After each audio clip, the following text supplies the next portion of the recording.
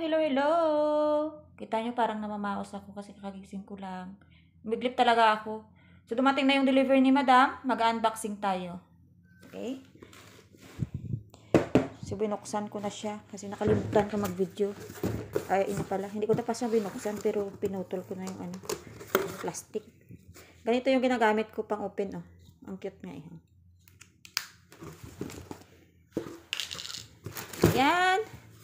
So, mag-hotpot sila mamaya. Ito yung mga orders niya. Ayan. May 2 tofu. Meron siyang gulay pang hotpot mamaya. Tapos ito pang hotpot niya ito.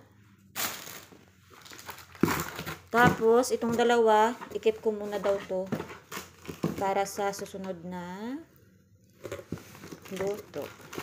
So, ganito yung pag nag-open ako dito na sa labas ng pintuan, tapos isa-isa ko itong buhatin papuntang loob. O, ganun.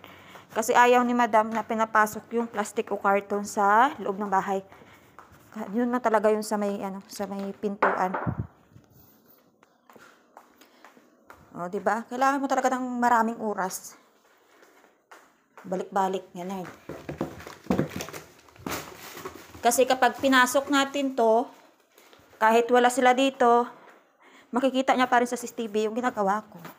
So, ganun, makikita niya talaga na ang ginagawa ko ay nag-video. But, okay lang sa kanila yun. Hindi naman yun nakakabala sa trabaho ko.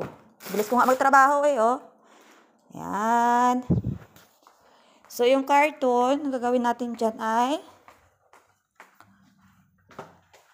lalagay muna natin dyan sa gilid.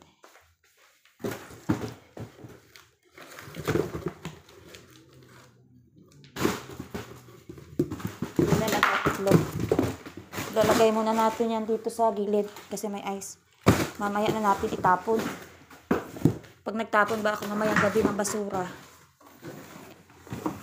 Para isahan na lang.